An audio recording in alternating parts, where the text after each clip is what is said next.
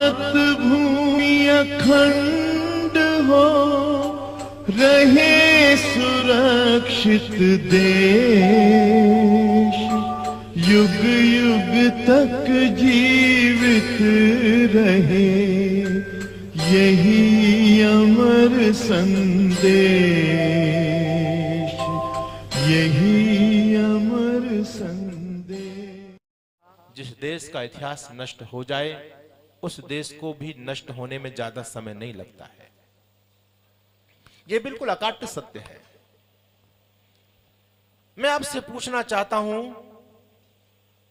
कि ऐसी धरती पर कौन सी जाति होगी जो जाति अपने महापुरुषों के निंदित दूषित जीवन को सुनकर के प्रसन्नचित्त होती हो, खुश होती हो। या मैं आपसे पूछता हूं, आप लोगों में ऐसा कौन सा ऐसा व्यक्ति होगा, आपके परदादा का, आपके दादाजी का चरित्र बहुत उज्जवल रहा हो और कोई व्यक्ति आपके दादाजी पर उंगली उठाए कि आपके दादाजी व्यभिचारी थे, दूसरों की औरतों को अपने घर में रखते थे और भी बहुत सारे स्त्रियों के साथ उसके नाजायज संबंध थे। मुझे बताइए, क्या आप इस बात को स्वीकार करेंगे? कोई भी जिसके अंदर भी स्वाभिमान जिंदा है, वो अपने पूर्वजों का अपमान सहन नहीं कर सकता। मेरी माताओं, मैं भी यही कहना चाहता हूं। मैं पूछना चाहता हूं आपसे, क्या कृष्ण हमारे दादा परदादा नहीं है? क्या हम भगवान कृष्ण की संतान नहीं है? क्या कृष्ण हमारे आराध्य नहीं है? जब भगवान कृष्ण के जीवन पर दूषण उछाला जाता है, कीचड़ उछाली जाती है, तो फिर हमको परेशानी क्यों नहीं होती? विधर्मी लोग, नालायक लोग हमारे धर्म ग्रंथों में मनमाने तरीके से मिश्रण करके उनको कलंकित करने का प्रयास करते हैं, उनके जीवन को। लेकिन हम लोग ऐसे मूर्ख बने बैठे हैं, हम लोग ताली बजा बजा कर उन चीजों को सुनते रहते हैं। और दुर्भाग्य की बात तो यह है कि अपने दादा परदादा महापुरुषों के कलंकित जीवन को सुनने के लिए ये हिंदू समाज बड़े बड़े पंडाल सजाता है। व्यास महाराज आते हैं जो एक एक दिन की लाखों लाखों रुपए में दक्षिणा लेते हैं और उन दक्षिणा लेकर के बड़े लाखों के पंडाल सजा करके क्या सुनाया जाता है? यही तो सुनाया जाता है कि मनिहारी का वेश मनाया और श्याम चूड़ी बेचने आया। मैं पूछना चाहता हूं, क्या योगीराज भगवान कृष्ण का यही काम था? आज गीत प्रतियोगिता चल रही है देश में, गीत गा रहे हैं, भजन गा रहे हैं कि रात श्याम सपने में आगे दहिए पी गए, रात श्याम मेरी चुनरी पकड़ी चुनरी हो गई। ये क्या हो रहा है भाई? अरे चिंतन करो, सोचो।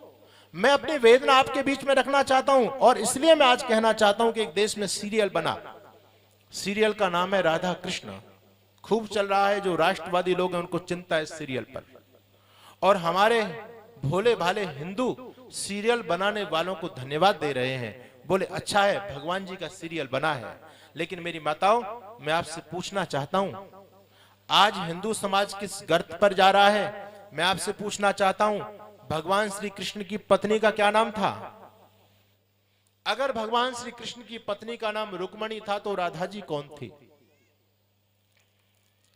मैंने एक स्कूल में जाकर के कॉलेज में लेक्चर दिया, मैंने पूछा बच्चों से कि राधा जी कौन थी, तो एक मेरी बेटी खड़ी हो गई, बहन, उसने कहा स्वामी जी राधा जी लवर थी कृष्ण की। उसने जब सुना, भाई यही तो चल रहा है समाज में। आज मैं यही बताना चाहता हूं कि भगवान कृष्ण के चरित्र को किस प्रकार से दूषित किया गया। हमारे देश में आज बहुत सारी कथाएं होती हैं माताओं, और आप कथा के बीच बीच में एक शब्द सुनते हैं, जैसे 5 मिनट 10 मिनट कथा आगे चली तो व्यास जी क्या बोलेंगे? प्रेम से बोलो राधे राधे। सब यही बोलते हैं, राधे राधे। आज हमारा अभिवादन भी क्या बन चुका है? राधे राधे। पहले लोग नमस्ते जी बोलते थे, पहले लोग राम राम जी भी बोलते थे, सीताराम भी बोला करते थे, यहां तक सब कुछ ठीक था। लेकिन आज राधे राधे चल रहा है। हर कथा के अंदर राधे आ चुकी है, हर तीर्थ स्थल के अंदर राधे आ चुकी है। आप ब्रज क्षेत्र में रहते हैं, वृंदावन में जाइए, दुनिया के लोग आते हैं और दुनिया के लोग आकर के वहां एक व्यापार चल रहा है आजकल। माथे पर क्या लिखवा रहे हैं जी? ये मेरी बहनें जा रही हैं, पढ़ी लिखी नौजवान लोग जा रहे हैं, माथे पर लिखा हुआ है राधे राधे, गालों पर क्या लिखा हुआ है जी? राधे राधे। अब इनसे पूछा जाए कि भाई राधे जी कौन थी? आज यही सुन लीजिए कि राधे जी कौन।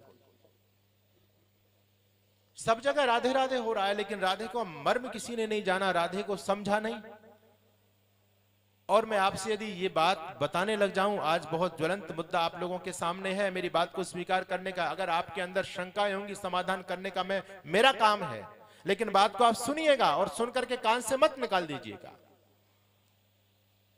भगवान श्री कृष्ण का जीवन इतना पवित्र जीवन है मेरी माताओं। महर्षि दयानंद सत्यार्थ प्रकाश में लिखते हैं कि कृष्ण का जीवन इतना पवित्र जीवन, उन्होंने जन्म से लेकर के मृत्यु पर्यंत कोई भी किसी भी प्रकार का निंदित कर्म नहीं किया। इतना आप एक तरफ आप लोग भगवान कृष्ण को ईश्वर का अवतार मानते हैं सनातनी लोग, और आप लोग ये कहते हैं कि भगवान धरती पर धर्म की स्थापना के लिए आते हैं। यही लोग तो आप लोग मानते हो।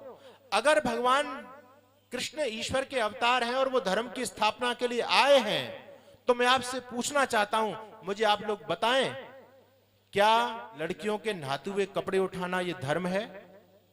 क्या किसी की बहन बेटी को छेड़ना, उसके साथ व्यभिचार करना क्या धर्म है? क्या चोरी करना धर्म है? बताइए आप मुझे, क्या ये धर्म की कोटि में आता है? क्या दूसरे की महिलाओं के साथ में डांस करना, नाचना ये धर्म है? इसको आप धर्म मानेंगे? और यदि आप इसको धर्म मानते हैं, तो यदि आपका पति किसी दूसरे की स्त्री के हाथ पकड़ के नाचने लग जाए, तो क्या आप लोग इसको स्वीकार करेंगे? हम लोग राधे राधे तो बहुत बोलते हैं, राधे के भक्त हैं, लेकिन यदि आपके पति एक दूसरी राधा को घर में ले आए, तो आप उसको स्वीकार करेंगे क्या? कोई स्वीकार नहीं करेगा।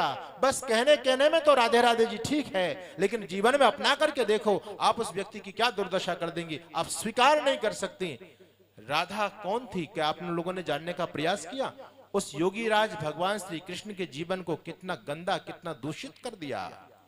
और आज इन्हीं चीजों का आधार बनाकर विदेशी विधर्मी लोग हमको बोलने नहीं दे रहे। मैं अभी कुछ दिन पहले मध्य प्रदेश के अंदर गया, आदिवासी क्षेत्र के अंदर गया, वहां क्रिश्चियन लोगों ने 13 परिवारों को हिंदू से क्रिश्चियन बना दिया। मुझे जब वेदना हुई, मैं उन लोगों के पास में गया, उनकी पूरी फौज एकत्रित थी, बहुत सारे हिंदूवादी संगठन भी वहां मौजूद थे।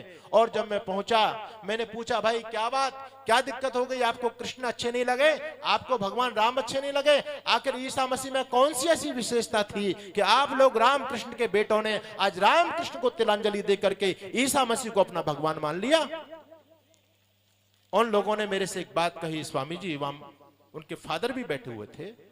उन्होंने मेरे से कहा, स्वामी जी, आप भगवान राम कृष्ण के जीवन की बहुत दुहाई दे रहे हैं। आप कह रहे हैं कि कृष्ण का जीवन इतना पवित्र है, ईसा मसीह का जीवन तो कुछ भी नहीं था। लेकिन मैं आपसे पूछना चाहता हूं, आप मेरे प्रश्न का उत्तर देना मेरी माताओं बहनों, और आप उस प्रश्न को, जो फादर ने प्रश्न किया था, आप उस प्रश्न की गंभीरता तक जाना। वो फादर मेरे से कहता है, हमारे एक तरफ हमारे ईसा मसीह हैं, एक तरफ आपके भगवान श्री कृष्ण हैं। ईसा मसीह ने धरती के लोगों के पापों की गठरी बांध करके सिर पर चढ़ रख करके और वो शूली पर चढ़ गए। ईसा मसीह के बारे में जो लोग उन्होंने कथा बनाई हुई है, कहते हैं कि धरती के सारे लोगों के सारे जितने भी पाप थे, पुराने पाप और आगे जितने भी लोग पाप करेंगे, सारे के सारे पापों की गठरी ईसा मसीह ने बांधी, अपने सिर पर रखी और शूली पर चढ़ गए। आगे उनका ईसा मसीह को मानने वाला व्यक्ति कितना ही पाप करे, उनकी मान्यता है कि उसको पाप नहीं लगता। सारे के सारे पापों को तो ईसा मसीह ले गए, हरण कर गए ईसा मसीह। वो व्यक्ति मेरे से कहने लगा, स्वामी जी, एक तरफ तो ईसा मसीह हैं कि जो धरती के लोगों के पापों की गठरी बना करके सिर पर रख करके और शूली पर चढ़ गए, एक तरफ आपके भगवान कृष्ण हैं जो यमुना जी में नहाती हुई लड़कियों के कपड़े उठा करके और पेड़ पर चढ़ गए। आप मुझे बताइए ईमानदारी से, ईसा मसीह अच्छे हैं या आपके कृष्ण अच्छे हैं? वहां बहुत सारे तिलक लगाने वाले लोग बैठे थे। मैंने उनकी तरफ संकेत किया कि इनके प्रश्न का जवाब दीजिए। सबको पसीने आ गए मेरी माताओं। कोई उस पादरी के प्रश्न का जवाब दे कैसे? अरे हमने ही तो कृष्ण को कलंकित किया है। आज उस पादरी की क्या औकात थी जो भगवान कृष्ण पर यह आक्षेप लगा देता? ये आक्षेप किसने लगाए? हमारे लोगों ने लगाए। और हम लोग ईसा मसीह को गाली दे रहे हैं, क्रिश्चियन लोगों को गाली देते हैं, मुसलमान लोगों को गाली देते हैं कि हमारे भगवानों पर वो लोग कीचड़ उछाल रहे हैं। कृष्ण के बारे में ये लिख दिया, देवी दुर्गा के बारे में ये लिख दिया, भगवान राम के बारे में ये लिख दिया। वो कहां से लिख रहे हैं? उनके पास प्रमाण कहां से है? कहां से विषय लिया है? आपके ही तो ग्रंथों से लिया उन्होंने।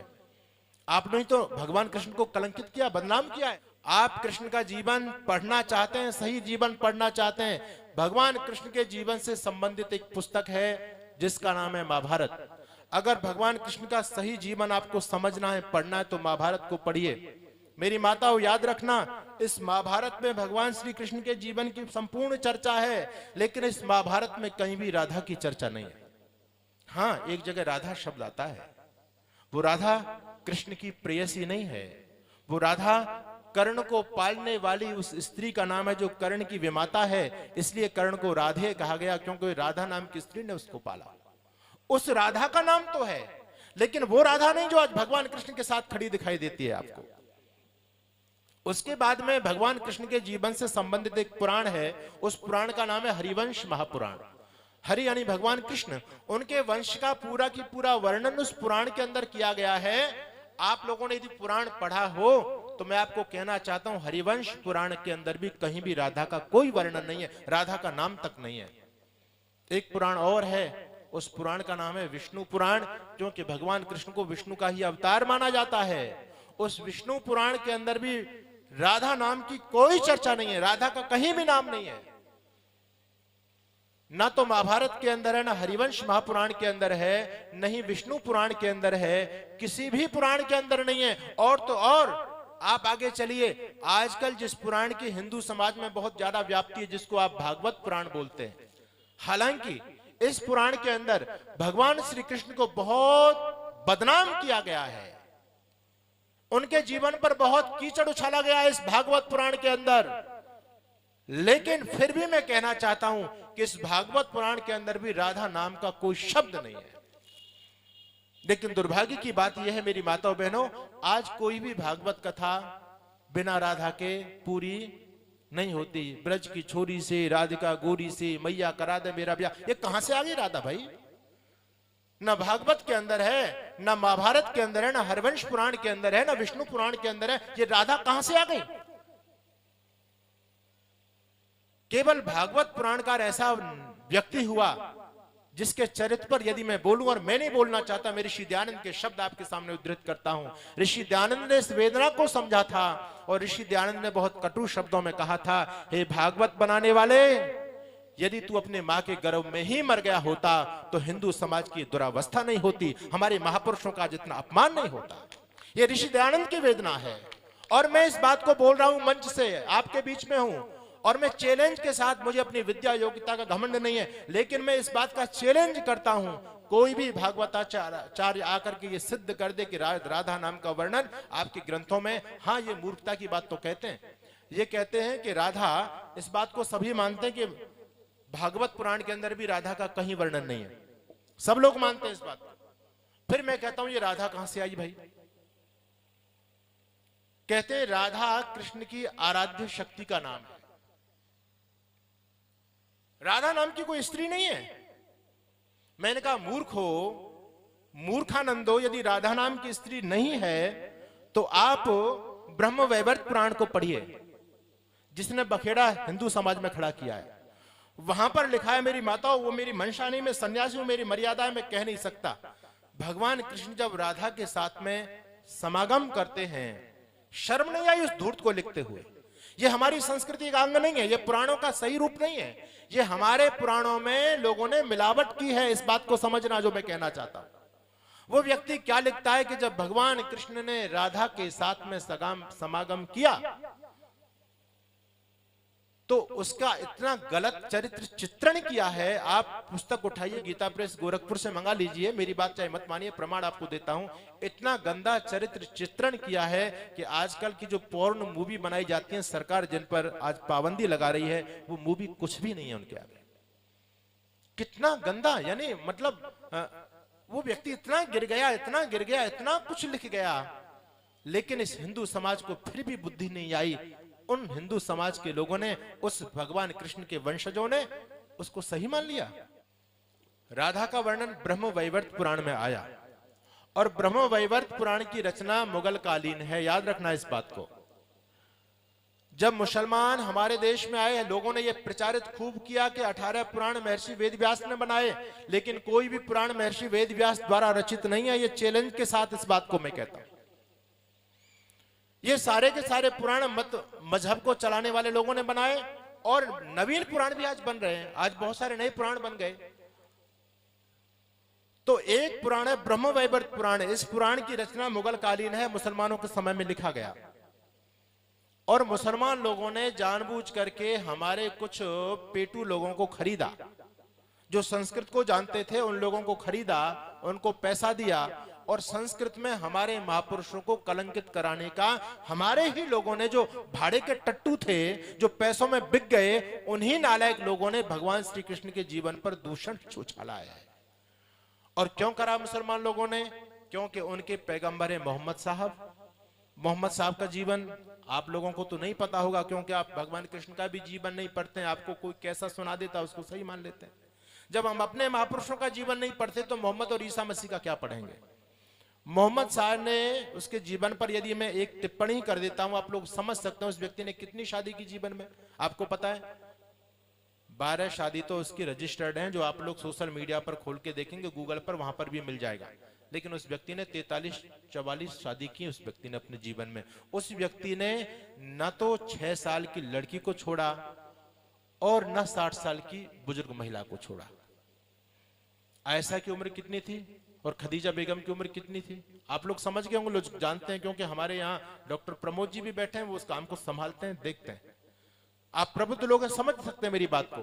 तो उन्होंने सोचा कि हमारे पैगंबर का जीवन भ्रष्ट है। हिंदू समाज ही नहीं, हमारे भारतीय संस्कृति में चरित्र की बहुत महत्ता है, चरित्र को स्थान दिया गया है, और जिस व्यक्ति का चरित्र दो धेले का नहीं होता, लोग उससे प्रभावित नहीं होते। उन्होंने सोचा कि हम अपने मोहम्मद साहब को तो भाई ज्यादा उछाल सकते नहीं, क्योंकि उसका तो मामला डूबा पड़ा है सारा का सारा। अब इनका जो कृष्ण है, ये आगे बकवास करेंगे अपने कृष्ण हमारा योगी था, और वास्तव में कृष्ण योगी थे, आप तो पुरुष थे। उनका ज्ञान का लेवल आपको देखना है तो आप गीता पढ़िए, गीता में पता चलेगा कि कृष्ण क्या है, योग की परमावस्था में है वो।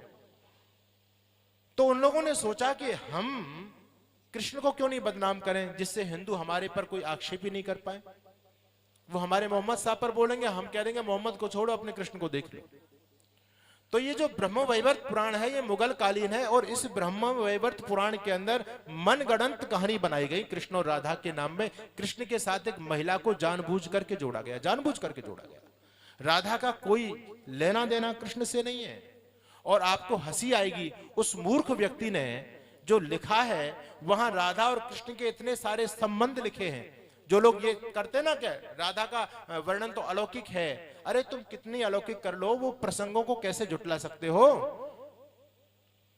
उस पर जो राधा कृष्ण का जो संबंध वहां दिखाया गया है, उसकी व्याख्या कैसे करेंगे, श्लोक में आपके सामने नहीं पढ़ सकता। लेकिन मैं आपको यह बताना चाहता हूं, उसी ब्रह्मवैवर्त पुराण को पढ़ करके हमारे यहाँ के एक बहुत बड़े साहित्यकार हुए, उनका नाम था नारायण प्रसाद बेताब।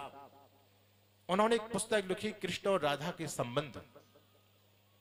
उस पुस्तक के अंदर वो कवि हैं, बहुत बड़े दार्शनिक हैं, वो कहते हैं कि कृष्ण मुझे ये बताओ कि राधा के साथ तुम्हारा संबंध कौन सा सही है।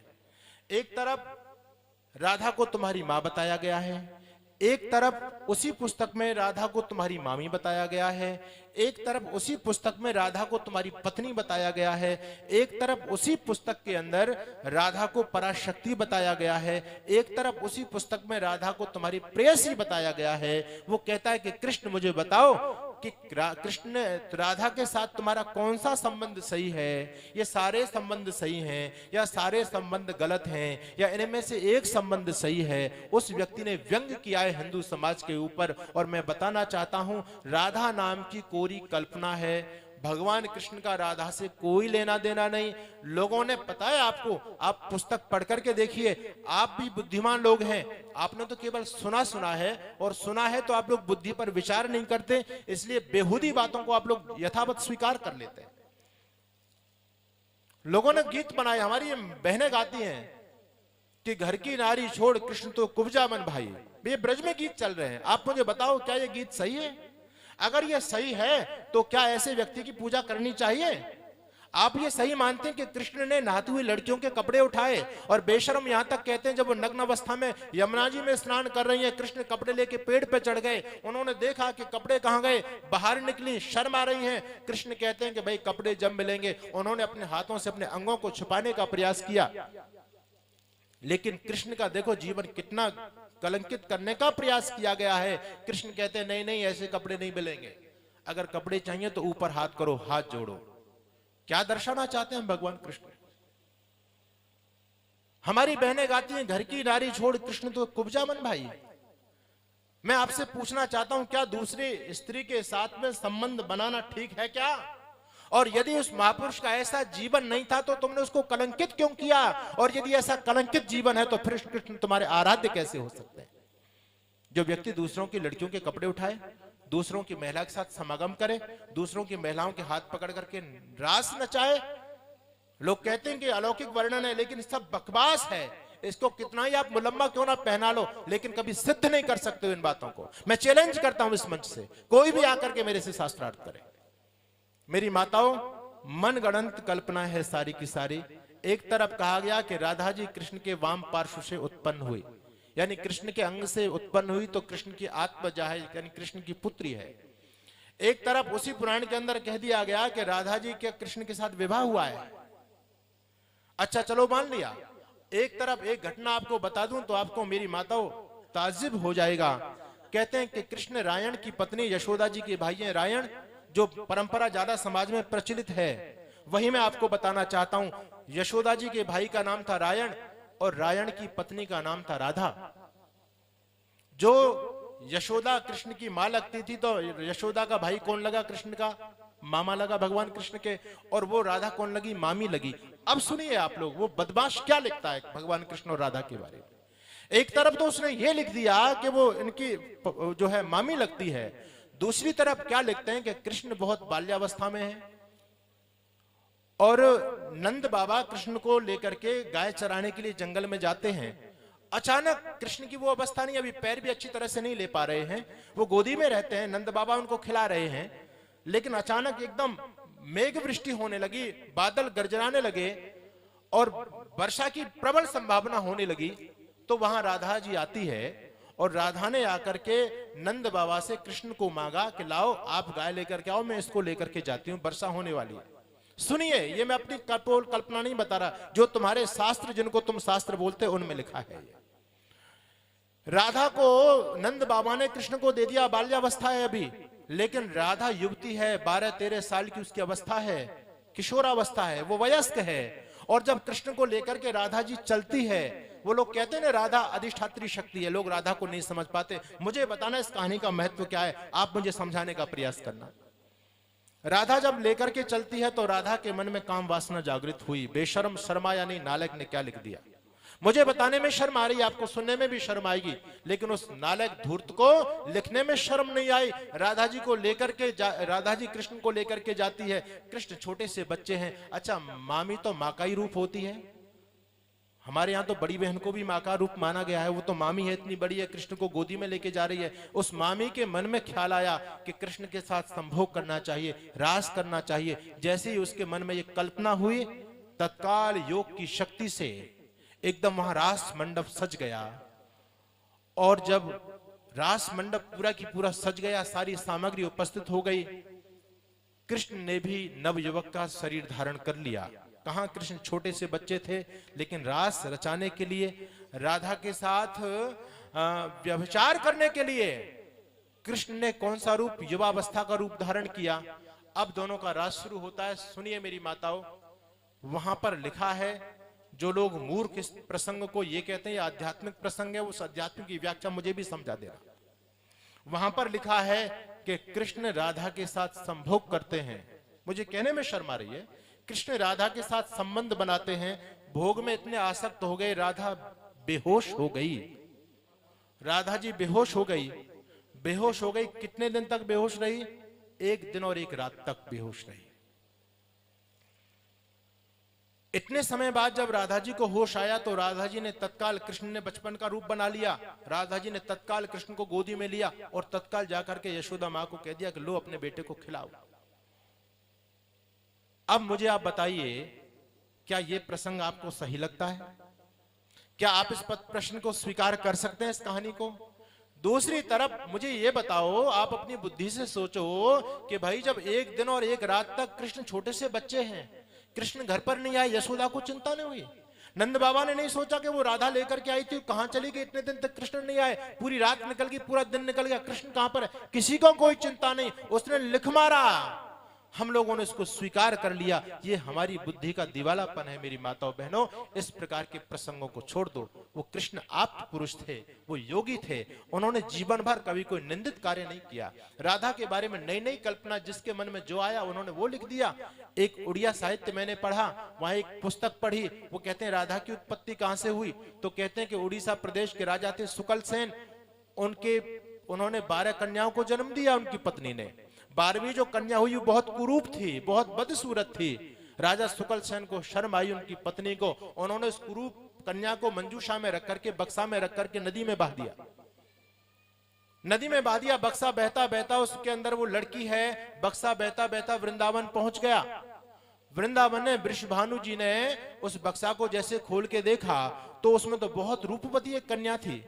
उस कन्या को बाहर निकाला, उस कन्या का नाम राधा धरा, और इसी राधा के साथ में कृष्ण का विवाह हुआ। जो उड़ीसा के लोग हैं वो कृष्ण की जन्मभूमि उत्कल मानते हैं, कि वो राधा की जन्मभूमि उत्कल मानते हैं, क्योंकि वहां सुकल सेन की पुत्री थी। मैं आपको ये बताना चाहता हूं कि मतलब आप थोड़ा सा चिंतन तो करें, आप स्वयं समझ सकते हैं कि सब कुछ बकवास चल रहा है। जिसके मन में जो आया उसने वो लिख मारा।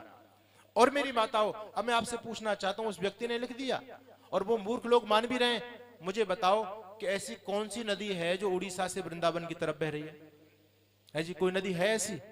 लेकिन वो साहित्य में लिखा हुआ है, किसी व्यक्ति ने ये तर्क नहीं किया कि ये बात गलत है, ये सही नहीं है, और हम लोग इन बातों को स्वीकार कर रहे हैं।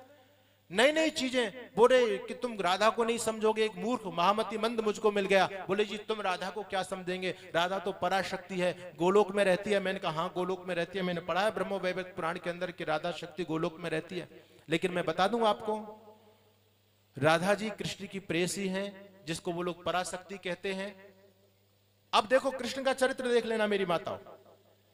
राधा जी कृष्ण की पराशक्ति को मानने वाले लोगों को मेरा चैलेंज, राधा जी ने कृष्ण को किसके साथ देखा? बिरजा के साथ संभोग करते हुए देख लिया, लिखा है ब्रह्म वैवर्त पुराण में। और जब देखा तो राधा जी क्या कहती है? राधा जी क्या कहती है? हे कृष्ण बिरजा कांता गच्छ मत पुरतो हरे कथम दोनोशी मालोला रति चोर लंपटा। ये शब्द राधा के हैं।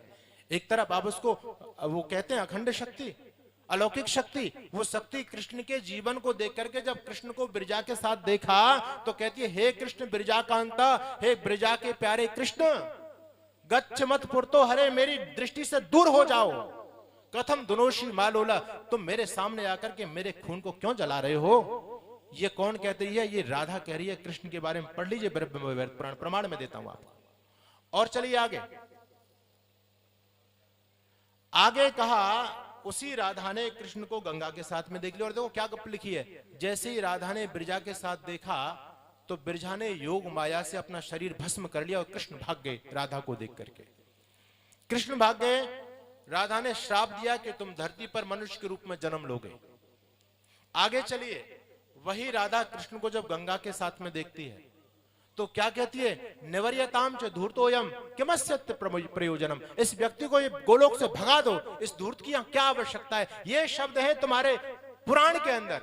और चलिएगा आप, कुब्जा का प्रसंग आप लोगों ने पढ़ा, बिरजा का प्रसंग आपने पढ़ा, वहां पर राधा ये भी कहती है, जब कृष्ण को अन्य गोपियों के साथ में, अन्य स्त्रियों के साथ में देखती है तो राधा का दर्द छलकता है और राधा कहती है कि इस धूर्त को यहां से निकाल दो, गोलोक से निकाल दो, नहीं ते भद्रम भविष्यति सुरेश्वरा।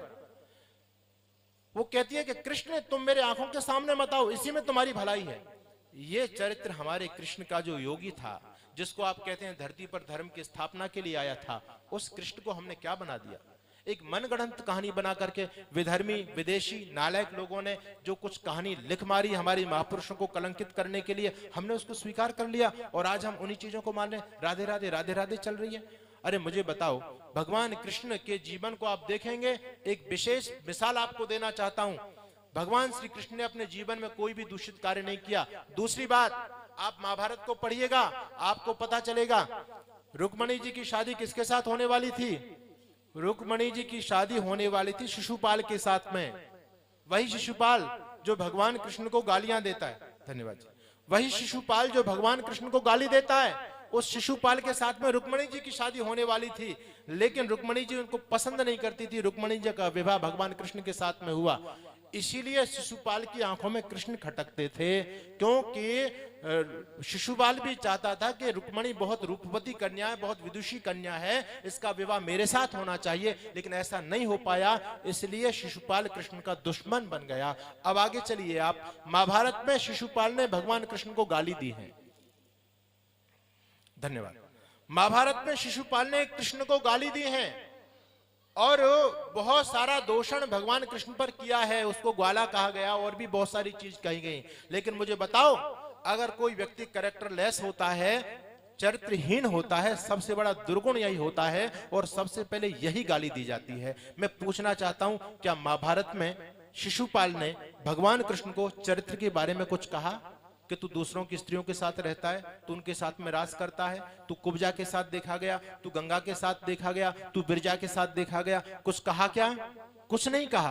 तो सबसे प्रबल शत्रु वो था शिशुपाल, जो कृष्ण जिनकी आंखों में खटकते थे, वो शिशुपाल भी भगवान कृष्ण के चरित्र के बारे में धूल नहीं उठाता। वो शिशुपाल भी भगवान श्री कृष्ण के बारे में एक शब्द नहीं बोलता, चरित्र के बारे में, वैसे चाहे बकवास वो करता रहे। लेकिन मेरी माताओं, शिशुपाल जैसा दुश्मन भी भगवान कृष्ण को कलंकित नहीं कर पाया, उसने भी वो साहस नहीं किया। कुछ बदमाश लोगों ने वो कृष्ण के उस पावन धवल चरित्र को दूषित करने के लिए कलम उठाई। वो लोग बिक गए, अपने ही नालायक लोग, भाड़े के टट्टू, और उन लोगों ने जो लिख मारा, आपने उसको स्वीकार कर लिया। आज बहुत बड़ा षड्यंत्र। आप जाकिर नायर का कोई उत्तर दे सकता है आप लोगों में? नहीं दे सकता। क्यों नहीं दे सकता? क्योंकि वो उन्हीं जो हमारे धर्म ग्रंथों में मिलावट की गई है, उन्हीं प्रसंगों को उठा करके वो प्रश्न करते हैं। बताओ, तुम्हारे कृष्ण का तो ऐसा चरित्र है, क्या ऐसे व्यक्ति को पूजना चाहिए? आपके पास कोई नहीं है। देवी दुर्गा पर पता नहीं कितना कितना गलत लिखा गया है। ये जो पुराण है ना, इनमें सही अंश तो कम है, बकवास बहुत ज्यादा है। इसलिए मेरी माताओं, आप यदि राधे राधे बोलती हो और ये बात को सही मानती हो, तो फिर मैं आपसे यही कहूंगा कि राधा रखना अच्छा है, तो आप भी अपने पतिदेव को राधा रखने की अनुमति दे दीजिए। और यदि ये बात गलत है, तो इस आज से संकल्प कीजिए कि हम भगवान कृष्ण के जीवन को दूषित नहीं होने देंगे।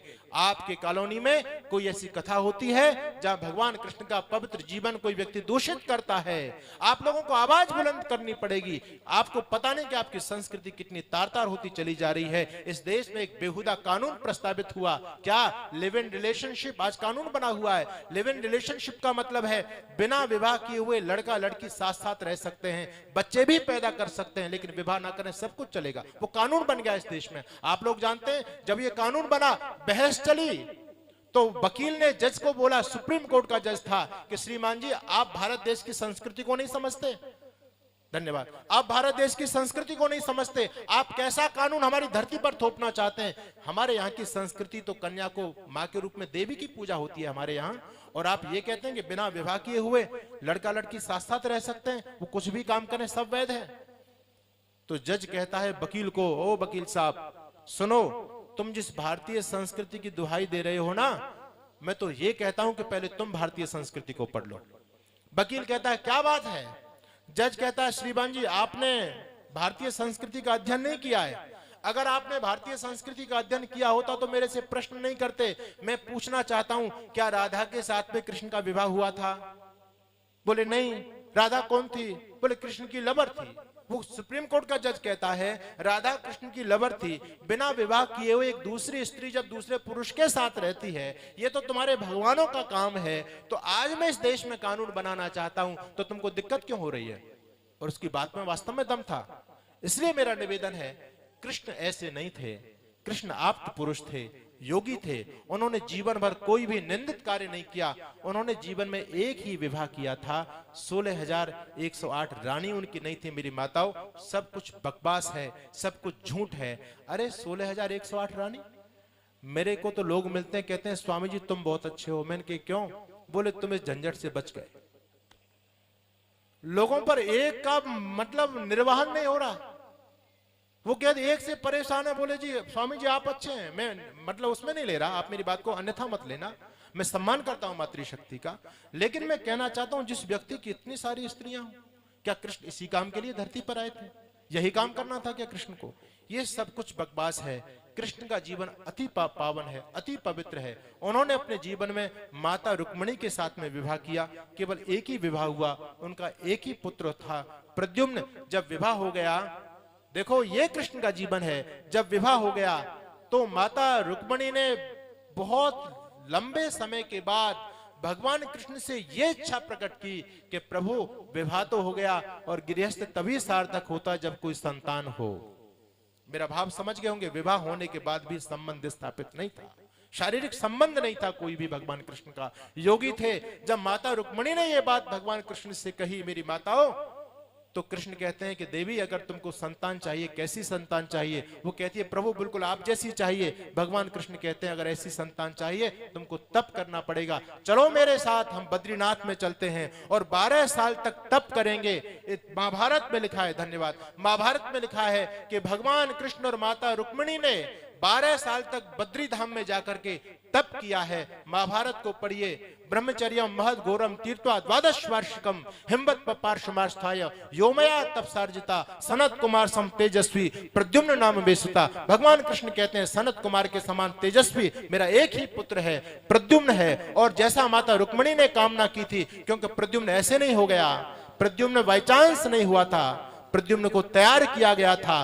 12 साल तक विवाह के उपरांत भी 12 साल तक दोनों पति पत्नी ने तप किया, तब जाकर के प्रद्युम्न हुआ। और प्रद्युम्न की विशेषता जो थी मेरी माताओं बहनों, जब भगवान कृष्ण दरबार में आते थे, बिल्कुल भगवान कृष्ण और प्रद्युम्न एक जैसे लोग पहचानने में असमर्थ हो जाते थे। भगवान कृष्ण जब दरबार में आते थे तो लोग प्रद्युम्न समझ लेते थे कि प्रद्युम्न जी आ रहे हैं, तो लोग खड़े नहीं होते थे। और कभी प्रद्युम्न दरबार में आ जाए तो लोग समझते थे कृष्ण आ रहे हैं, तो लोग खड़े हो जाते थे। प्रद्युम्न जी कहते थे अरे नहीं, मैं तो प्रद्युम्न, पिताजी तो पीछे आ रहे हैं। लोग भ्रम में पड़ जाते थे। लोगों ने कहा प्रभु हमसे तो बड़ा पाप हो जाता है, आपका निरादर हो जाता है, हम तो पहचान ही नहीं कर पाते दोनों पिता पुत्र में। तो कुछ ऐसा कुछ धारण कीजिए, ऐसी कुछ वेशभूषा बनाइए जिससे पिता और पुत्र में अंतर हो सके। तो कहते हैं कि भगवान श्री कृष्ण ने अपने मुकुट में मोर का पंख लगाना प्रारंभ किया। यह है कृष्ण का पावन चरित्र। लेकिन आज आपने कृष्ण को क्या बना दिया? मेरा निवेदन, समय दौड़ गया, मैं आपसे यही चाहूंगा, मेरी वेदना को आप लोग समझने का प्रयास कीजिए। संस्कृति को बचाइए, इतिहास खत्म हो चुका है। मनमाने तरीके से हमारे महापुरुषों को कलंकित करने का लोगों ने काम किया है।